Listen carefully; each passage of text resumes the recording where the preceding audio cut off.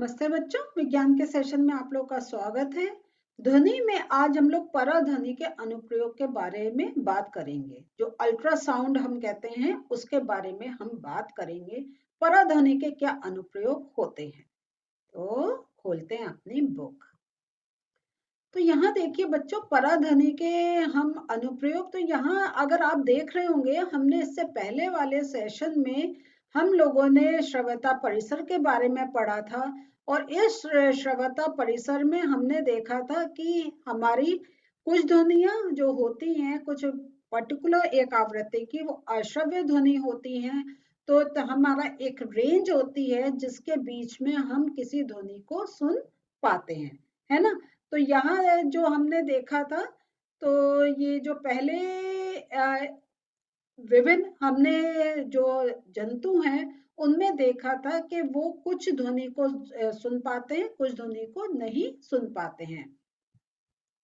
तो यहाँ पे देखिए, हमने देखा कि चूहे जो हैं वो पराध्वनि का उपयोग करते हैं। अब ये जो पराध्वनि जो है, इसको एक हम लोगों ने कैसे अपने यूज में लिया है, उसके कैरेक्टरिस्टिक को वो आज के सेशन में समझेंगे। तो जो पराध्वनियां होती हैं वो उच्च आवृत्ति की तरंगें होती हैं। और ये जो पराध्वनियां हैं, ये अवरोधों की उपस्थिति में भी एक निश्चित पथ पर गमन करती हैं। अवरोध है तो, लेकिन ऐसा नहीं है अवरोध होने से उनमें कोई फर्क पड़ता है। वो उनका जो एक पास होने का जो प्रोसेस है वो होता रहता है। तो इस कारण जो है, इनका हम काफी हम लोगों ने एक साइंटिफिक रूप में इनका यूज करा है। तो चाहे हमारा इंडस्ट्रीज हो या हमारा चिकित्सा क्षेत्र हो, दोनों में हमने ये पराध्वनियों का उपयोग करा है। तो ये किस प्रकार उपयोग कर रहे हैं, इसको आज हम डिटेल में समझेंगे। तो ये जो पराध्वनि जो होती है, उन भागों को साफ करने में उपयोग की जाती है जहां तक एक हमारा पहुंचना कठिन होता है। देखिए, हमारे काफी जो इंडस्ट्रीज हैं, वहां पे पूरा एक मशीन्स लगी होती हैं। वो मशीन्स को अगर आपने कभी देखा होगा, तो छोटे छोटे पार्ट्स एक दूसरे से अटैच करके ही कोई मशीन बनाई जाती है। तो काफी जगह क्या होता है, सर्पिलाकार नली होती है, या उनका आकार ऐसा होता है, या उनके पुर्जे का आकार इस प्रकार होता है, या कुछ ऐसे इलेक्ट्रॉनिक अवयव होते हैं। मीन्स देयर आर डिफरेंट, अगर हम कहें, एक उनके प्रॉब्लमेटिक एरियाज होते हैं जहां पे अगर हम मैनुअल पहुंचना चाहें, हम अपने हाथ से साफ करना चाहें, या हम कुछ एक ब्रश डाल के साफ करना चाहें, वो एक कठिन होता है। या उसके अंदर ऐसे कुछ इलेक्ट्रॉनिक चीजें होती हैं कि हम अगर उसको मैनुअल करें, खुद करें, तो कुछ ना कुछ एक हमें भी नुकसान हो सकता है ना। तो इन सब से बचने के लिए क्या करा जाता है, तो वो जो हमें वो जो एक पार्ट्स हैं जिनको साफ करना है, जिन वस्तुओं को हमें साफ करना होता है, तो उन्हें साफ करने के लिए मार्जिन विलयन में रखते हैं, और इस विलयन में पराध्वनि तरंगे भेजी जाती हैं। तो ये जो जब तरंगे एक भेजी जाती हैं, वो उच्च आवृत्ति के कारण क्या होता है, जो उनके अंदर धूल चिकनाई, या जो मतलब जिस कारण से भी उसके अंदर जो एक गंदा है, जिसके कारण वो प्रॉपर एक अपना काम नहीं कर पा रहे हैं, वो अलग होकर नीचे गिर जाते हैं। मीन्स जब हम साउंड वेव्स ऐसी भेजते हैं, तो उनके अंदर वो वाइब्रेशंस होते हैं, और जब वो वाइब्रेशंस होते हैं, तो जो चीज उनसे चिपकी हुई होती है वो नीचे झड़ जाती है या नहीं है। कि आप ये देखिए, अगर आपकी कोई चादर है या आपका कोई स्कार्फ है, उस पे धूल के कण हैं, आपको वो अलग करने हैं, तो हम ये देखते हैं पानी में अगर हम करेंगे तो हो सकता है उसके दाग छूट जाए, है ना। हाथ से करेंगे बहुत टाइम लगेगा, और हमें ये भी डर है कि कहीं उसके अंदर ऐसा कण नहीं हो कि हमारे हाथ में इंजरी हो जाए। तो हम उसको झाड़ते हैं, है ना। हम उसको ऐसे ऐसे झाड़ते हैं, और धूल वो जो कण होते हैं वो नीचे गिर जाते हैं। तो मेन क्या है, जब हम उसको हिला रहे हैं, तो उनके अंदर क्या हो रहा है, वो हिल रहे हैं, वाइब्रेशंस क्रिएट हो रहे हैं, और इस कारण जो चीज उनसे चिपकी हुई है वो एक डिटैच हो जाती है, अलग हो जाती है। तो जब हम किसी ध्वनि को एक करते हैं, तो आपने जैसे हमने एक सेशन में पहले समझा था कि जो एरोप्लेन्स जो हमारे जा रहे होते हैं, वो इतनी ज्यादा ध्वनि एक क्रिएट कर सकते हैं कि हमारे खिड़कियां तक हिल सकती हैं, है या नहीं है। तो जब कोई चीज हिलेगी तो उस पर कोई चीज चिपकी है वो नीचे गिरेगी। तो इस प्रकार हम पराध्वनि का उपयोग करते हैं कि वो एक स्पेशल सॉल्यूशन में होती है, और जब उसके अंदर वाइब्रेशंस क्रिएट होते हैं तो उसमें जो हमारे जो चीजें हम हटाना चाहते हैं वो सेपरेट हो जाती हैं। पराध्वनि का उपयोग धातु के ब्लॉकों में दरारों तथा अन्य दोषों का पता लगाने के लिए भी होता है। तो यहाँ पे हम देखें हमारे कितने बड़े बड़े भवन बने हैं, पुल बने हुए हैं, बिल्डिंग्स बनी हुई हैं हमारी, अगेन फिर से हम मशीन से हैं। तो और इस प्रकार अगर हम देखें कितनी हमारी, अगर चारों तरफ देखें कुछ इतने विशालकाय हैं कि अगर हम फिजिकल करना चाहें वो हमारे लिए एक असंभव या बहुत कठिन हो जाता है। तो इसके लिए क्या होता है कि यहाँ पे जो है, तो ये धात्विक घटकों को प्राय जो होता है ये हम इन सब चीजों को बनाने में उसका यूज होता है। तो धातुओं के ब्लॉकों में विद्यमान दरार या छिद्र को जो बाहर से हमें एक दिखाई नहीं देते, और लेकिन वो है कि अगर वो रहेंगे तो उसकी जो दरार या छिद्र है वो उसको नुकसान पहुंचा सकते हैं। तो हम उसके लिए क्या करते हैं, पराध्वनि तरंगे धातु के ब्लॉक से गुजारी जाती हैं और प्रेषित तरंगों का पता लगाने के लिए संसूचकों का उपयोग होता है। तो ये जो इंडिकेटर्स होते हैं जो एक हमें फिर वो बताते हैं अगर थोड़ा भी दोष होता है तो ये जो पराध्वनि तरंगे परावर्तित हो जाती हैं जो दोष की उपस्थिति को दर्शाती है। मीन्स वो जो हम जब पराध्वनि भेजते हैं वो अगर पूरी पूरी पास हो जा रही हैं तो हमें पता चल जाता है यहाँ पे कोई भी एक प्रॉब्लम नहीं है। लेकिन जहां प्रॉब्लम होती है, क्योंकि यहाँ तो क्या होता है वो परावर्तित हो जाती है वहां से वापस आ जाती है, और ये हम लोगों ने पहले ही यहाँ पे पढ़ चुके हैं कि वो एक निश्चित पथ पर गमन करती है। वो वहां से ऐसा नहीं है कि डेविएट हो जाए, अपना रास्ता निकाल के कहीं और से निकल जाए। अगर वो ये वाला पथ है इसी पे जाएंगी, और अगर कोई अवरोध आया तो क्योंकि साउंड वेव से वो परावर्तित हो सकती हैं, वो परावर्तित होकर वापस चली जाएंगी। लेकिन जो अगर स्मूथ सरफेस है वो पूरा पास हो जाएंगी। तो ये एक हमारा कैलकुलेशन रहता है कि हम कि ये साउंड वेव अगर इतने टाइम में पास हो गई यहाँ से, इसका मतलब कोई दरार नहीं है। लेकिन अगर वो वापस आ रही है तो पूरा ये एक मैकेनिज्म डेवलप होता है कि अगर हमें ये हमारे वापस हमें फील होते, मतलब एक मैकेनिज्म से पता चलता है तो इसका ये अर्थ होता है इसके अंदर कोई एक प्रॉब्लम है। उतने ही पार्ट को फिर एक उस पर चेक करके उसका रिपेयर हो सकता है, और किसी भवन या किसी पुल को एक नुकसान होने से या और बड़े जो हमारे इंडस्ट्रीज में जो मशीन्स हैं उनमें नुकसान होने से हम बचा सकते हैं। तो यहाँ जो अगर हम एक साधारण ध्वनि की देखें तो जिसकी तरंग दैर्घ्य अधिक होती है दोषयुक्त स्थान के कोणों से मुड़कर संसूचक तक पहुंच जाती है, इसलिए इस ध्वनि का उपयोग इस कार्य के लिए नहीं किया जा सकता है। तो इसमें आप ये देखिए जो यहाँ बता रहे हैं, हम लोग यहाँ पे पराध्वनि का उपयोग कर रहे हैं और वो यहाँ पे ये बता रहे हैं हम साधारण ध्वनि का उपयोग नहीं कर सकते हैं क्योंकि वो जो है वो जो दोष युक्त है तो उससे वो मुड़ के आगे पास हो सकता है। पराध्वनि का ये है कि वो एक पर्टिकुलर पैसेज ही ऐसे निकलता है, अगर उसके पैसेज में कोई अवरोध आया तो वो उसमें परावर्तन होके वो वापस आ जाएगी, यानी उससे पास हो पाए।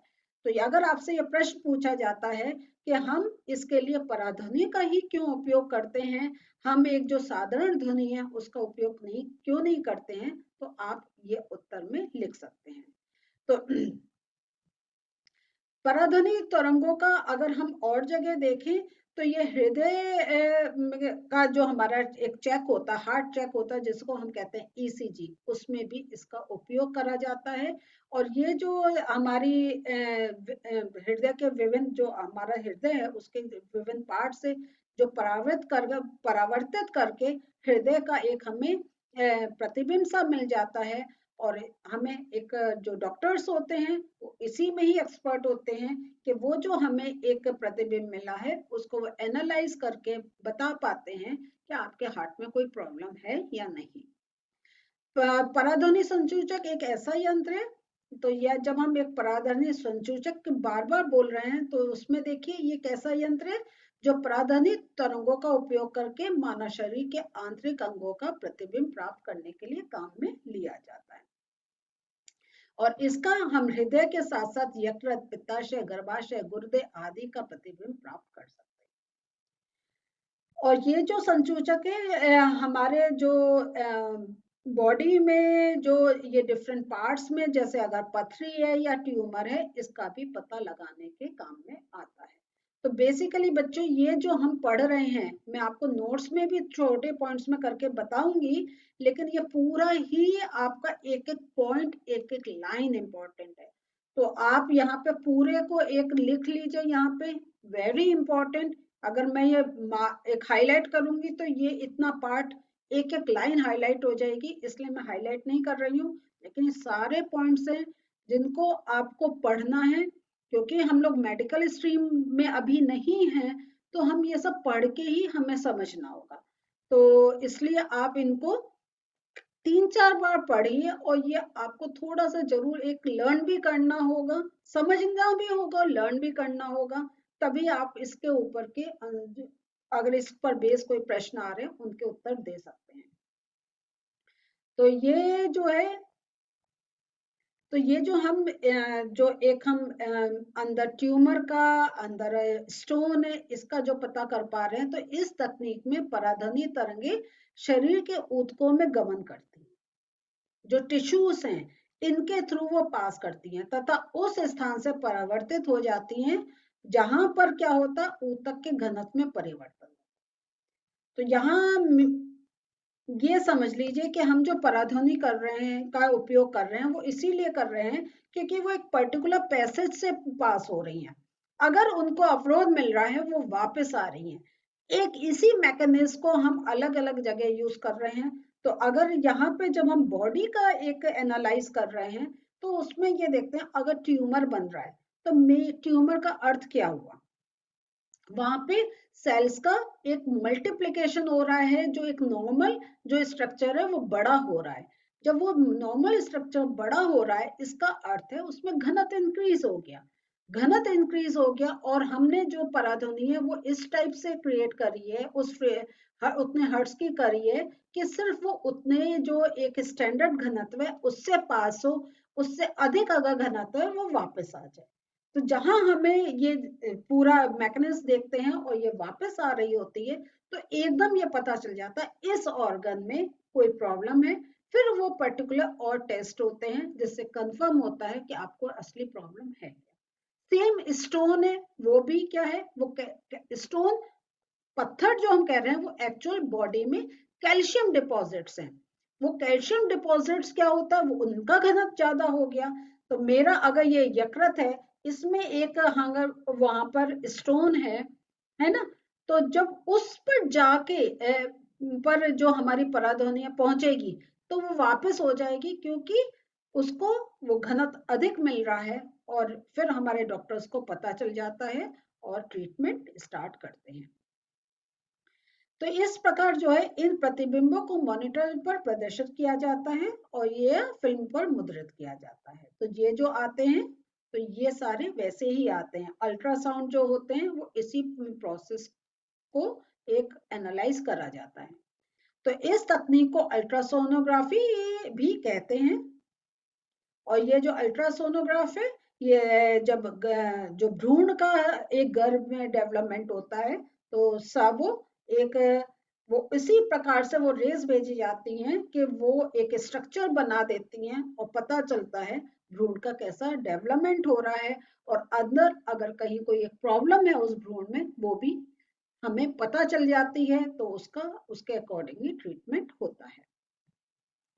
और ये पर हमारे जो गुर्दे में जो पथरी हो जाती है, उसको तोड़ने के भी कार्य में उसका यूज होता है, और वो उसके ऐसे उस मतलब वाइब्रेशंस करते हैं कि वो उसके अंदर वही हम वाइब्रेशंस जो साउंड वाइब्रेशंस जो भेज रहे हैं, वो उसको हिलाता है, उसको छोटे छोटे पीसेस में तोड़ देता है, और फिर जब वो बहुत इतने माइन्यूट हो जाते हैं कि वो यूरिन के थ्रू पास हो जाते हैं।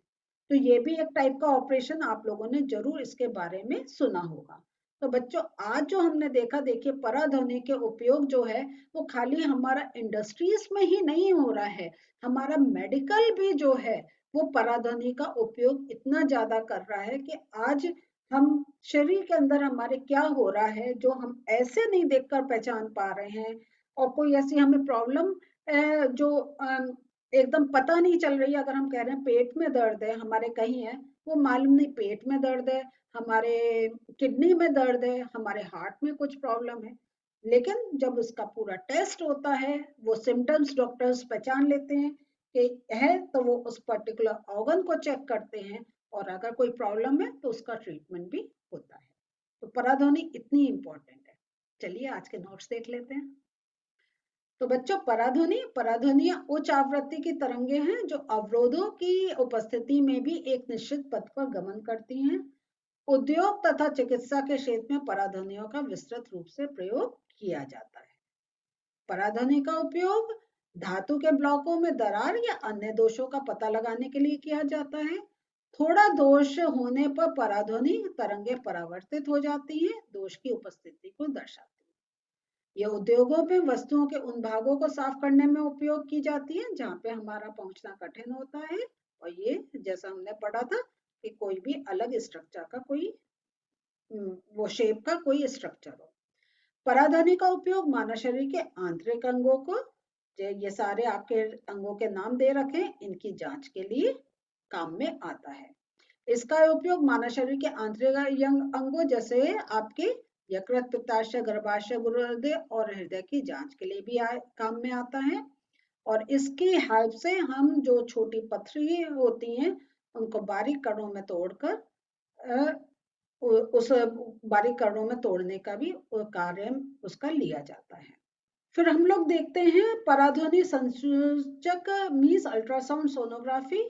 ये जो होता है ये एक ऐसा यंत्र है जो पराध्वनि तरंगों का उपयोग करके मानव शरीर के आंतरिक अंगे जैसे पित्ताशय, गर्भाशय, गुर्दे आदि का प्रतिबिंब प्राप्त करने के लिए उसका उपयोग होता है।